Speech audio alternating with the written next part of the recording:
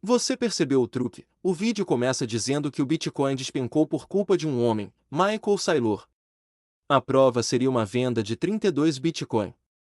Não 32.032. Em seguida, essa venda de 2,5 milhões de dólares é transformada em uma bomba relógio capaz de derrubar um mercado de mais de 1 trilhão de dólares. Só existe um problema. Para essa história funcionar, o vídeo precisa misturar fatos verdadeiros com erros numéricos, causalidades que não foram demonstradas e previsões que os acontecimentos posteriores já desmentiram. E há uma ironia. Depois de passar vários minutos dizendo que uma crise pode estar prestes a explodir, o vídeo interrompe a narrativa para oferecer um cupom de cashback para você comprar Bitcoin. Então vamos separar análise de suspense. A Strategy tem riscos reais? Tem. Ela depende do mercado de capitais, possui uma estrutura complexa e pode sofrer muito se o Bitcoin continuar caindo. Mas isso é completamente diferente de provar que 32 Bitcoin iniciaram uma liquidação em cadeia. O vídeo afirma, logo no começo, que 32 Bitcoin equivaleriam a 25,5 milhões de dólares. Não equivalem. O documento enviado à SEC informa uma venda total de aproximadamente 2,5 milhões de dólares, a um preço médio de 77.135 dólares por Bitcoin. É um erro de 10 vezes justamente no número usado para produzir impacto. Mais importante, a Strategy possuía 843.738 Bitcoin antes da operação. Vendeu 32 e ficou com 843. 706. Isso representa aproximadamente 0,0038% da posição. Em termos patrimoniais, a empresa manteve 99,9962% dos Bitcoin que possuía. Portanto, não estamos diante de uma liquidação relevante. Estamos diante de uma transação deliberadamente pequena, anunciada com finalidade explícita, financiar distribuições das ações preferenciais. O vídeo diz que existe uma mensagem escondida que Michael Saylor não quer contar. Mas a finalidade da venda está escrita no próprio formulário público.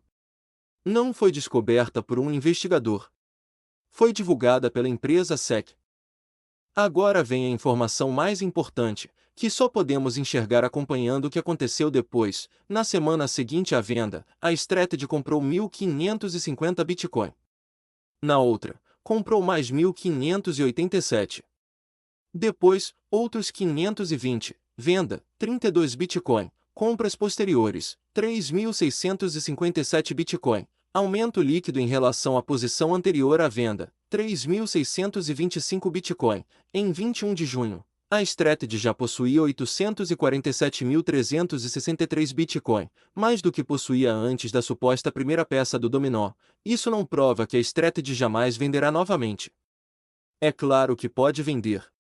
A própria política financeira da empresa prevê vendas para atender necessidades de liquidez, mas prova que apresentar aqueles 32 Bitcoin como começo observável de uma liquidação é uma conclusão que não estava nos dados.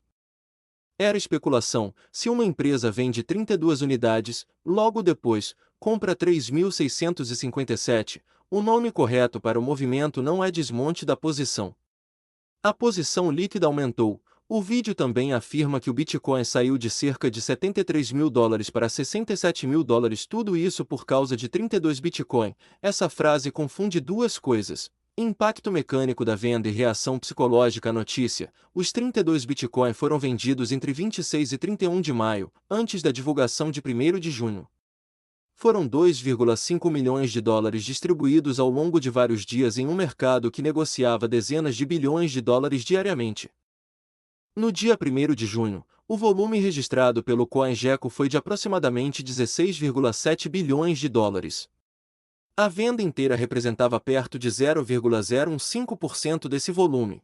E nem sequer aconteceu toda naquele dia. É plausível que a notícia tenha afetado o sentimento? Sim. É possível que posições alavancadas tenham ampliado o movimento? Sim.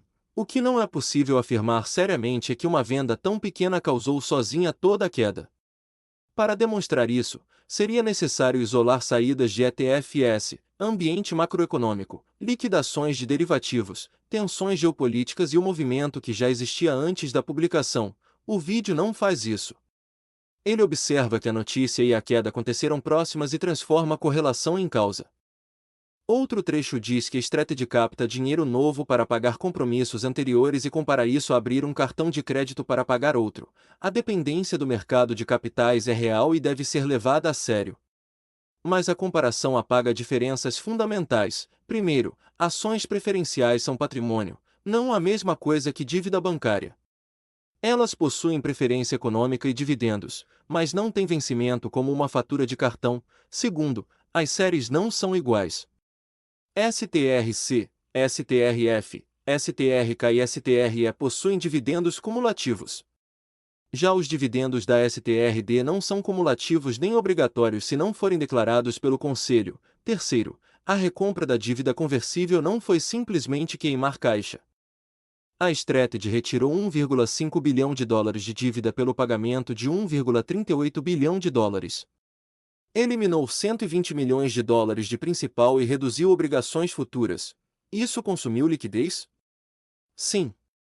Também reduziu dívida e risco de refinanciamento. Mostrar apenas a saída de caixa é contar metade da operação. E dizer que a empresa de software praticamente não vende mais também é falso. No primeiro trimestre de 2026, ela registrou 124,3 milhões de dólares de receita, alta de 11,9% em relação ao mesmo período do ano anterior, e 83,4 milhões de dólares de lucro bruto. Essa operação não sustenta sozinha toda a estrutura de dividendos. Essa crítica é válida. Mas uma operação insuficiente não é uma operação inexistente. O ponto mais verificável do vídeo é a previsão de que 15 de junho seria o prazo da bomba. Segundo a narrativa, se a STRC não voltasse para perto de 100 dólares até essa data, a Strategy perderia a capacidade de captar, consumiria o restante do caixa e acabaria pressionada a vender muito mais Bitcoin. Pois bem, 15 de junho passou, a STRC continuou abaixo de 100 dólares e chegou a ser negociada perto de 88 dólares e 59 centavos. Mesmo assim, a Strategy não iniciou a liquidação descrita, o que ocorreu foi o contrário.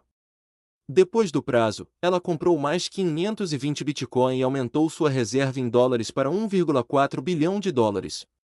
Em 31 de maio, essa reserva estava em 900 milhões de dólares. O próprio site da empresa calculava cerca de 9,8 meses de cobertura dos dividendos anuais com a reserva em dólares. Também mostrava aproximadamente 52,8 bilhões de dólares em Bitcoin, 6,75 bilhões de dólares em dívida e 15,47 bilhões de dólares em ações preferenciais. É uma estrutura relevante, mas ainda distante da ideia de que um pagamento mensal isolado deixaria a empresa sem alternativas. Isso elimina o risco? Não. O preço do Bitcoin pode cair, o acesso a capital pode piorar e emitir ações ordinárias pode diluir os acionistas, mas existe uma vulnerabilidade não significa faltam poucos dias para a bomba explodir. Quando alguém estabelece uma data e o mecanismo previsto não se materializa, a tese precisa ser revista. O vídeo tenta estimar o impacto de futuras vendas usando o caso dos quase 50 mil Bitcoin vendidos pelo Estado alemão da Saxonia em 2024. O raciocínio é: a Alemanha vendeu cerca de 50 mil Bitcoin, o preço caiu aproximadamente 20%, logo, uma venda da Strategy equivalente à metade disso poderia produzir algo semelhante. Isso não é uma análise de impacto. É uma regra de 3 aplicada a um mercado dinâmico. A venda alemã ocorreu entre 19 de junho e 12 de julho, em pequenas parcelas e majoritariamente no mercado de balcão. A própria autoridade da Saxonia declarou que as operações tinham participação muito pequena no volume negociado e que não havia influência imediata relevante sobre a cotação. Além disso, o período também teve expectativa de pagamentos aos credores da MT Gox, fluxo de ETFs, vendas de mineradores e mudanças no ambiente macroeconômico. Não existe um experimento controlado que permita atribuir toda a queda à Alemanha. Agora compare a velocidade, vender 24 mil Bitcoin em um ano, hipótese usada no vídeo para pagar 12 meses de dividendos. Seria uma média de aproximadamente 66 Bitcoin por dia. A Alemanha vendeu quase 50 mil em apenas 24 dias, perto de 2 mil por dia. Mesmo essa operação muito mais concentrada foi executada em parcelas, em grande parte, fora das bolsas. Grandes vendas podem pressionar preços, evidentemente.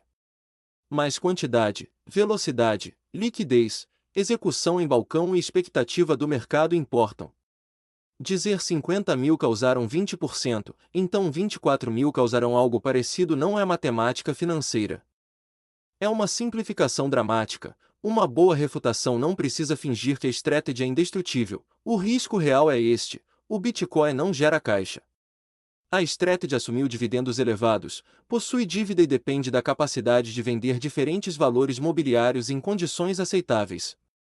Se o Bitcoin cair muito, se o prêmio da MSTR desaparecer e se a demanda pelas preferenciais secar durante um período prolongado, a empresa pode enfrentar diluição maior, dividendos acumulados e necessidade de vender parte dos Bitcoin.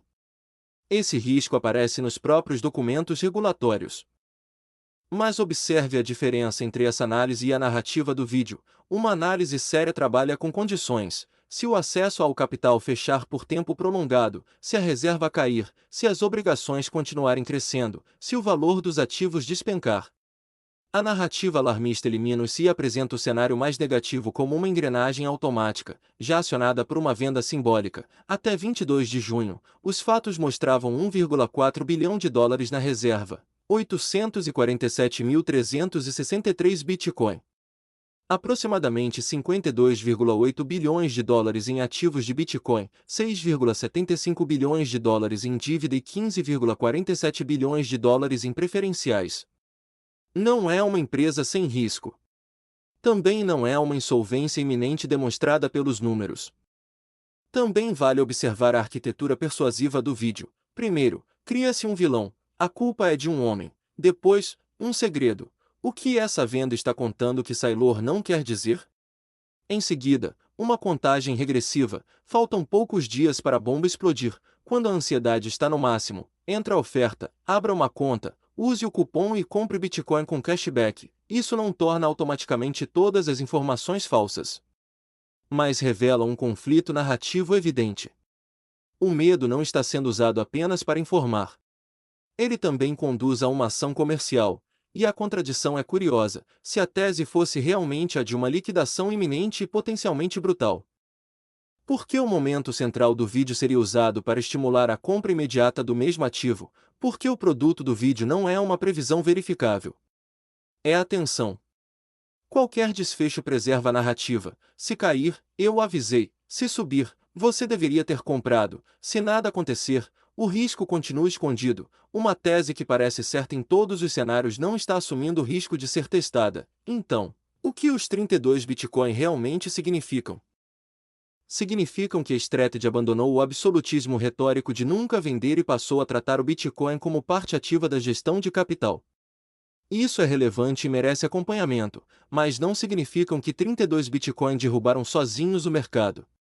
Não provam que uma liquidação em massa começou. Não transformam automaticamente ações preferenciais em um esquema de cartão de crédito.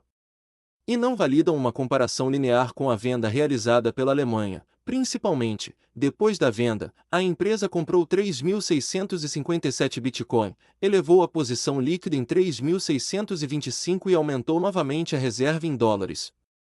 A data da bomba passou sem o evento previsto. O erro do vídeo não é apontar riscos. É pegar um risco legítimo, retirar as probabilidades e as alternativas, adicionar uma data dramática e apresentar o pior cenário como se fosse uma consequência inevitável. Quem investe precisa fazer exatamente o contrário: separar ativos de passivos, dívida de patrimônio, impacto mecânico de reação narrativa, possibilidade de inevitabilidade. Você não precisa acreditar em Michael Saylor. Também não precisa acreditar em quem lucra dizendo que ele está prestes a destruir o mercado. Precisa olhar os documentos, conferir as contas e desconfiar sempre que uma análise financeira vier acompanhada de uma bomba relógio, uma certeza absoluta e um cupom de afiliado.